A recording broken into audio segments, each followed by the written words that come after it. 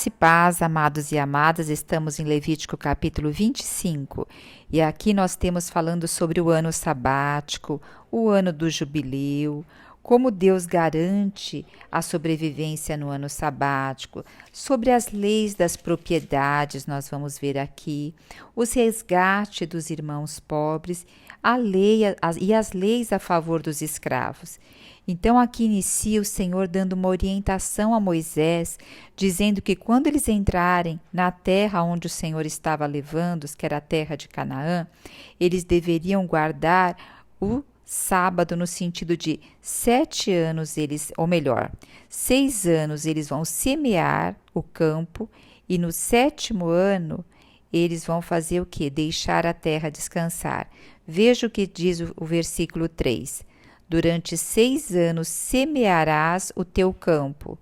Durante 6 anos podará a tua vinha e colherás os produtos dela. Mas no 7º ano a terra terá o seu repouso sabático. E não podarás ela, e nem ceifarás as tuas espigas, e não vindimarás as tuas uvas da vinha. Será para a terra um ano completo de descanso. Deus aqui estabelece o descanso também para a terra e dá essa ordem para o povo. E nós vamos observar mais para frente, quando nós estivermos vendo outras partes da Bíblia, que Israel, eles ficaram 490 anos, foi a época dos reis, sem o que? Dispor esse mandamento, obedecer esse mandamento, não cumprindo o ano sabático. E profeticamente, nós vamos ver que os filhos de Israel depois foram o quê? Levados 70 anos para o cativeiro, longe da terra, como se fosse o quê? 70 anos dando descanso para a terra, o descanso que não foi dado nos 490 anos. Então Deus, ele coloca e ele pede o que? A nossa obediência. E a nossa obediência prevê o que? Tanto a bênção para nós, como a bênção para tudo aquilo que nós fazemos. Veja, quando o Senhor pede para que a terra descanse no 7º ano, ao permitir que ela descansasse, esta regulamentação ela protegia contra a ganância do ser humano. Além de ser um sábio princípio de mordomia agrícola, né? Através da observância desse princípio, o povo de Israel ele tinha que reconhecer o quê? Que a terra pertencia ao Senhor e era uma dádiva dada ao povo por Deus. Então isso nos faz lembrar que tudo que nós recebemos vem do Senhor. E como eu acabei de falar, o cativeiro babilônico em parte foi resultado da não observação pelo povo dos anos sabáticos. Então, hoje, muitas vezes, nós nos colocamos tanto em atividades, no fazer, e não descansamos, porque esse não descanso tem um significado. Eu não creio que o Senhor pode me dar, que o Senhor pode abençoar aquilo que eu estou fazendo. Eu acredito que é a força do meu braço, a força da minha mão. Quando eu creio que realmente o Senhor está à frente, eu dou a Deus o que é de Deus e a César o que é de César. E veja que a partir do versículo 18 é uma continuação do versículo 7, o que diz, olha, guardareis os meus estatutos e os meus mandamentos, guardá-lo-eis, pondo-os em prática, e desse modo habitareis na terra em segurança. Quando nós praticamos aquilo que o Senhor tem nos ordenado, como que nós vamos habitar? Em segurança. E olha o 19, que rico, gente. A terra dará o seu fruto, comê-lo-eis com fartura e habitareis em segurança. Se disserdes, que comeremos nesse 7º ano, se não semearmos e não colhermos os nossos produtos? Porque veja só, se no 7º ano eles não podiam fazer nada, eles não teriam nem no 7º ano, eles estariam colhendo do 6º ano, mas eles não estariam preparando a terra para o 8º ano. Então eles teriam comprometido ali um pouco do 7º ano, do 8º ano e do 9º ano. Mas quem seria o provedor de todo esse momento? Seria o Senhor. E aqui diz que comeremos nesse 7º ano, se não semearmos e não colhermos os nossos produtos? Porque eles também não podiam colher os produtos no 7º ano. Então, versículo 21 diz assim: eu estabeleço a minha bênção no que colherdes no 6º ano. Então, o que eles fossem colher no 6º ano seria tão rico o produto da terra, seria com tanta fartura, que o versículo diz assim: de modo que vos garanta produto por 3 anos. Gente, como isso é crer na palavra do Senhor, é crer realmente e viver. O Senhor é aquele que nos supre, o Senhor é aquele que abençoa o nosso trabalho, o Senhor é que abençoa aquilo aonde colocamos a mão, não é a força do nosso braço. Olha só, no 7º ano eles não iam colher, nem iam preparar a terra para o 8º ano. E quando eles preparassem a terra para o 8º ano, só depois no 9º ano que ia começar a ter algo. Desculpa, no 8º ano, só depois. Então, eles iam ficar 3 anos, mas o 6º ano o Senhor ia dar com abundância.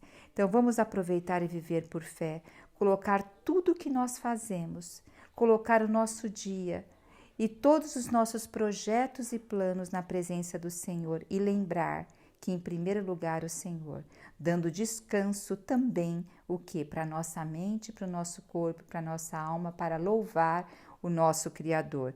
E veja o versículo 22. Quando semeardes no 8º ano, podereis ainda comer dos produtos antigos até o 9º ano. Quais os produtos antigos? Que era do 6º ano.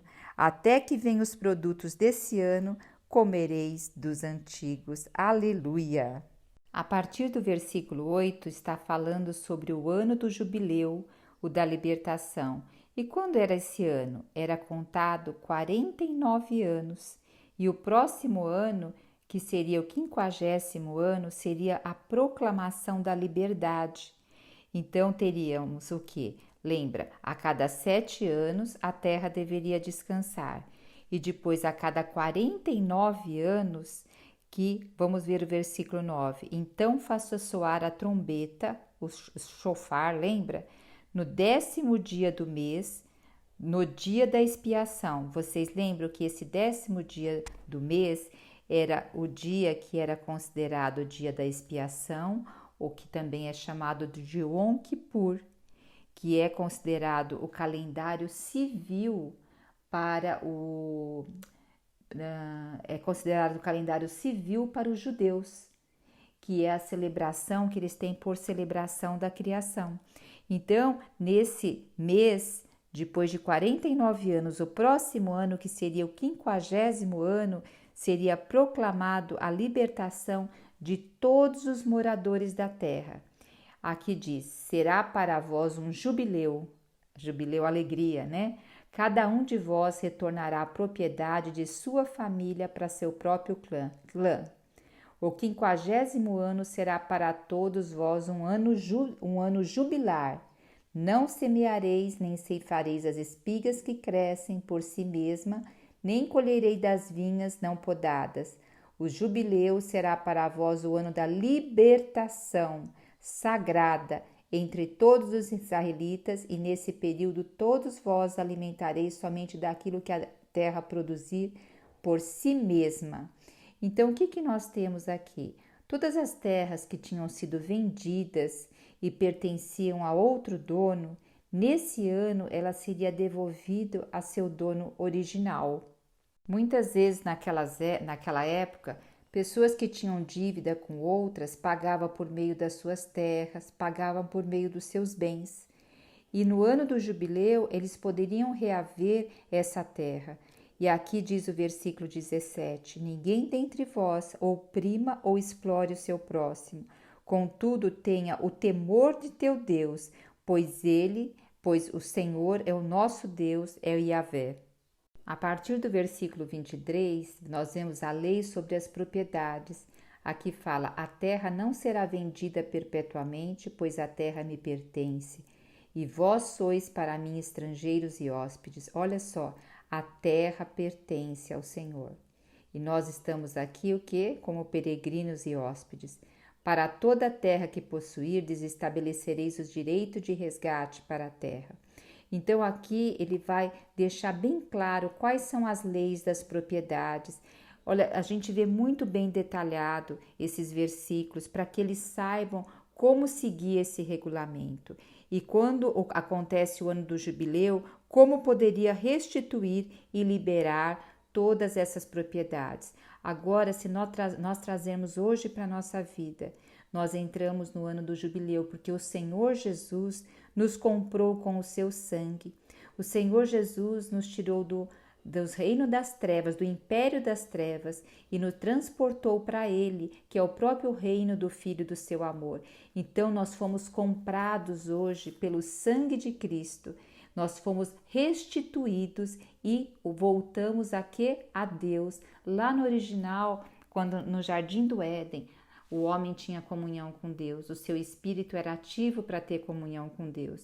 Quando o pecado entrou no homem, ele o quê? Perdeu essa união, essa conexão com o Senhor.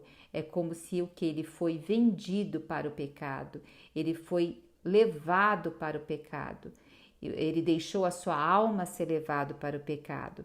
Quando Cristo veio, ele nos resgatou desse mundo e dessa maneira e vaidade de pensar. Então, Cristo é nosso ano jubileu e esse ano vai se completar quando vier novos céus e nova terra. Então, como estamos vendo, né? Todo o 50º ano era considerado o ano do jubileu. Neste ano nós estamos vendo que os escravos eram libertados, as propriedades eram revertidas a seus donos original. O princípio básico era que tudo pertence ao Senhor. O princípio básico aqui é que tudo pertence ao Senhor. A libertação tanto da terra quanto dos escravos servia para relembrar que o povo de Deus era o que? Mordomo de suas bênçãos. Então o Senhor também deseja, a palavra fala que também a natureza geme esperando pela libertação. A terra também geme esperando pela libertação. E a gente vê aqui também que nesse capítulo que o parente resgatador, lá no antigo Israel, era o parente mais próximo que podia se resgatar. A gente vê lá em Ruth isso. Quem já viu a história de Ruth, é bem claro ali o resgatador, né? Que foi Boaz. E suas responsabilidades incluíam redimir ou resgatar a propriedade que estava em perigo devido a ser vendida por alguém que pudesse ser fora da família, para ficar tudo ali entre a família. Ó Senhor Jesus, proporcionando assim o quê? Um herdeiro, que foi o caso de Boaz, proporcionou um herdeiro para o falecido, né? E Cristo hoje é quem? É o nosso resgatador. Voltando o quê? A nossa genealogia para Deus. Que riqueza isso, né? No Novo Testamento, nós temos a carta de Filemon. Paulo escreveu para Filemon. E aqui é o que Paulo está escrevendo. Havia um escravo de Filemon chamado Onésimo. E Onésimo ele tinha fugido de Filemon e provavelmente subtraiu algumas coisas. E Paulo em Roma teve a oportunidade de pregar para Onésimo. E Onésimo tornar uma pessoa agora que tem Cristo e recebeu o Senhor. Paulo, então, ele escreve uma carta para Filemon, para que Filemon receba Onésimo, mas agora de outra forma, como irmão em Cristo. Continua sendo escravo, mas agora com uma outra performance. Porque, veja, a partir do momento que Onésimo, que era o escravo, havia fugido de Filemon e ainda subtraído alguma coisa, ele teria que estar recebendo uma pena por isso. Mas aqui Paulo escreve se alguma coisa Onésimo fez para ele, que Paulo mesmo o que pagaria. Então, Paulo aqui está se colocando como Cristo, está sendo resgatador, está voltando Onésimo para o seu dono e falando, se alguma coisa Onésimo ainda te subtraiu, eu pago aquilo que ele te subtraiu. Então, Filemon aqui tem mais ou menos a figura, a simbologia, Filemon tem aqui nesse capítulo a simbologia de Deus. Paulo está tendo a simbologia de Cristo, de seu resgatador. E Onésimo a simbologia de nós. Nós estávamos ali com o Senhor no Jardim do Éden, depois desobedecemos, preferimos outras coisas e saímos da presença de Deus. E Cristo veio, nos resgatou e nos levou de volta a Deus. Eu incentivo vocês a lerem o livro de Filemon. É somente um capítulo e muito rico e tem muito a ver com a história aqui de ter o resgatador que é Cristo e ter o ano do jubileu. Então, todas essas figuras vão nos ajudando o quê? A realmente receber Cristo cada vez mais forte em nosso coração. Então, o que nós vimos aqui nesse capítulo? O princípio do sábado. Tem o sábado, que é o da semana, que é o princípio do descanso, que começa, na sexta-feira à noite, vai até no dia seguinte às 18 horas, e tem o propósito que de nós descansar do trabalho e honrar a Deus e refletir sobre a aliança de Deus conosco. E isso hoje está tudo no nosso espírito, porque Jesus é o nosso sábado. E também o ano sabático, que é a cada 7 anos, que aqui a gente vê que permite que a terra descanse e ficasse sem cultivo. Nesse 7º ano também seria perdoado as dívidas. E aí a gente teve o quê? A Deus em Cristo Jesus nos tem dado esse descanso, nos tem perdoado e nos libertado. E no ano do jubileu, aonde ia ser ali, no 7º mês, que era o 50º ano, após os 7 anos sabáticos, 7 anos sabáticos, seria o quê? Proclamar liberdade a todos que estavam escravizados por causa de dívida. Então, devolver a terra aos seus antigos donos e regozijar e celebrar, e não haveria nenhuma colheita também para fazer nem para plantar. Então, essa comemoração retrata a nossa libertação do cativeiro, da escravidão, do pecado. E quem fez isso por nós? Jesus Cristo. Por isso que hoje nós estamos na era da graça. Vamos aproveitar e remir o tempo nesse momento que se chama hoje. Jesus Cristo é o nosso Senhor.